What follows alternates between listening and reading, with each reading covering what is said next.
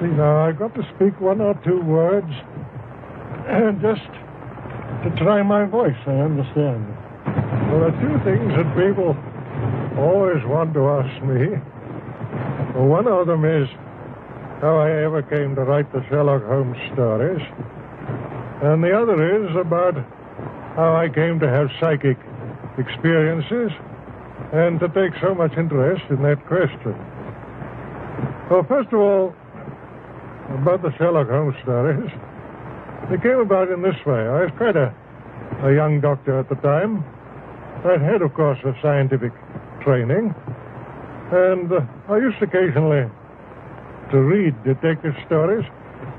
It always annoyed me how in the old-fashioned detective story, the detective always seemed to get at his results either by some sort of lucky chance or a fluke, or else it was quite unexplained how he got there. He got there, but he never gave an explanation how. Well, that didn't seem to me quite playing the game. It seemed to me that he's bound to give his reasons why he came to his conclusions. Well, once I began to think about this, I began to think of turning scientific methods, as it were, onto the work of detection. And I used, as a student, to have an old professor. His name was Doyle, who was extraordinarily quick at deductive work.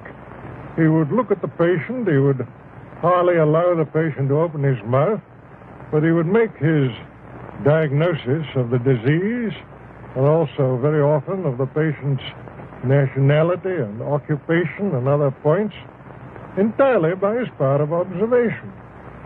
So naturally I thought to myself, well, if a scientific man like Bell was to come into the detective business, he wouldn't do these things by chance. He'd get the thing by building it up scientifically. So, having once conceived that line of thought, you can well imagine that I had, as it were, a new idea of the detective, and one which it interested me to work out.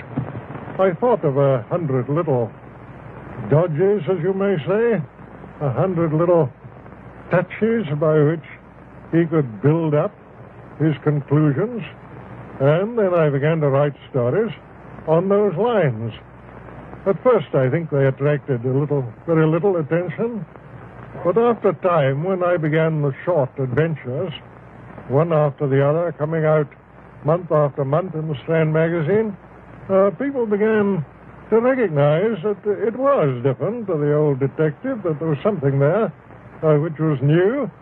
They began to buy the magazine, and it prospered, and so I may say did I. We both came along together, and from that time, Sherlock Holmes fairly took root.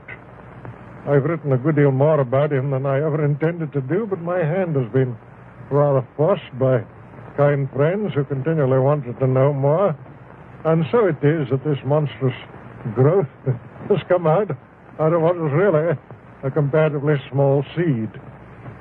Now, the curious thing is how many people there are in the world who are perfectly convinced that he is a living human being.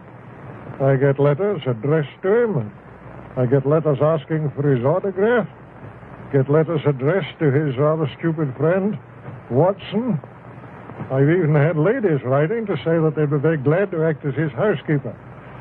One of them, when she heard that he had turned to the occupation of keeping bees, wrote saying that she was an expert at segregating the queen, whatever that may mean, and that she was evidently predestined to be the housekeeper of Sherlock Holmes.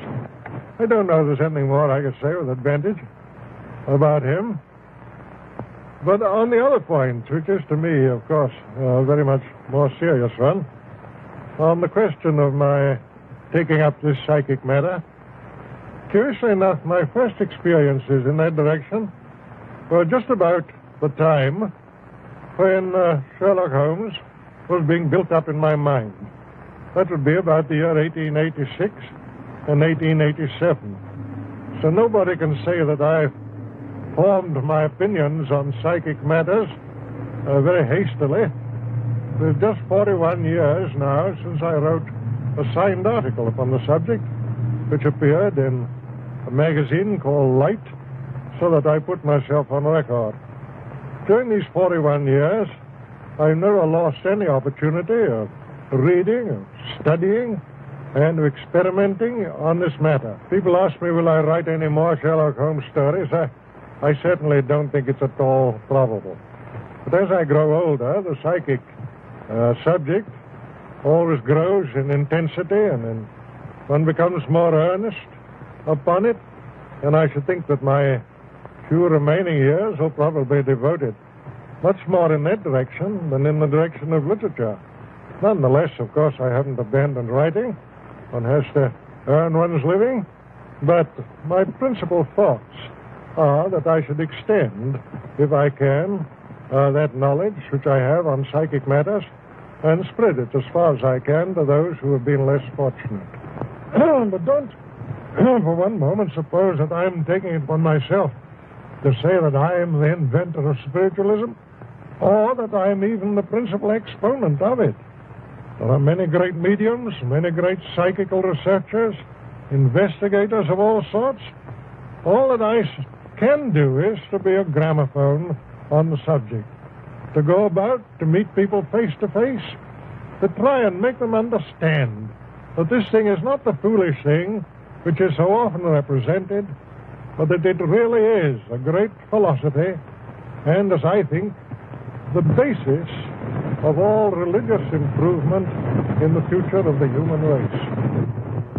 I suppose I've said with more mediums, good and bad and indifferent, than perhaps any living being. Anyhow, a larger variety, because I've traveled so much all over the world, and wherever I've gone, either in Australia, America, or South Africa, the best that there was to be had in that direction was put at my disposal.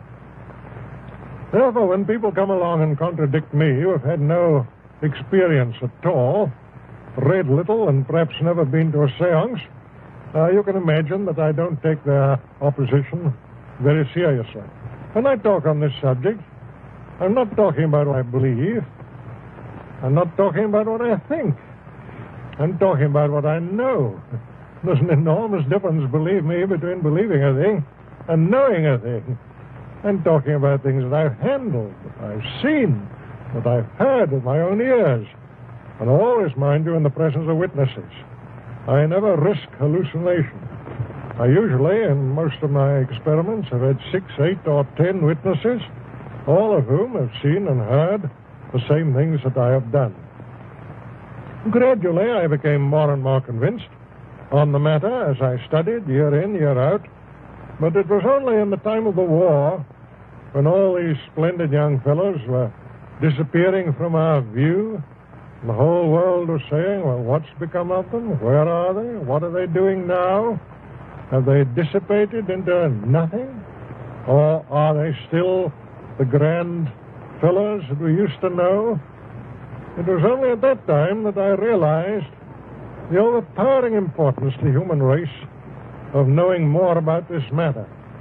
Then it was that I flung myself more earnestly into it, and that I felt the highest purpose that I could possibly devote the remainder of my life to was trying to bring across to other people something of that knowledge and assurance which I had acquired myself. Certainly the results have justified me. I'm quite sure I could fill a room of my house with the letters that I've received from people telling me of the consolation which my writings on this subject and my lectures on this subject have given to them. How they have once more heard the sound of a vanished voice and felt the touch of the vanished hand.